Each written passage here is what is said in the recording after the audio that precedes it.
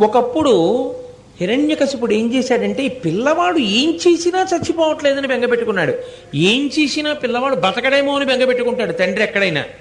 హిరణ్యకశిపుడు బెంగపెట్టుకున్నది ఏమిటంటే ఏం చేసినా కొడుకు చచ్చిపోవట్లేదని. అందుకని ఆయన అన్నాడు, ఈ పిల్లవాడిని తీసుకెళ్ళి సముద్రంలో ముంచి పైకి లేవకుండా వీడి మీద పర్వతం పెట్టేసేయండి అన్నాడు. అంటే రాక్షసులు పెద్ద పర్వతాన్ని తీసుకొస్తున్నారు, కింద ప్రహ్లాదుణ్ణి తీసుకొస్తున్నారు. సముద్రంలోకి తీసుకెళ్లి ప్రహ్లాదుణ్ణి ముంచేశారు. ముంచేసి ఆయన మీద పర్వతాన్ని పెడుతున్నారు.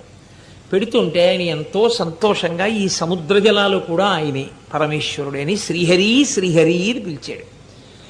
అయ్యో నా భక్తుడు ఎక్కడ కందిపోతాడోనని శ్రీమన్నారాయణుడు గరుత్మంతుణ్ణి అధిరోహించి గబగబా వచ్చి, చూడండి పిల్లవాడి కంట్లో ఏదైనా పడిపోతుందేమో అంటే మనం బలంగా ఉఫ్ఫని ఊదేసినట్టు ఏదో ఎగురుతూ వచ్చి పిల్లాడి కంట్లో పెడుతోంది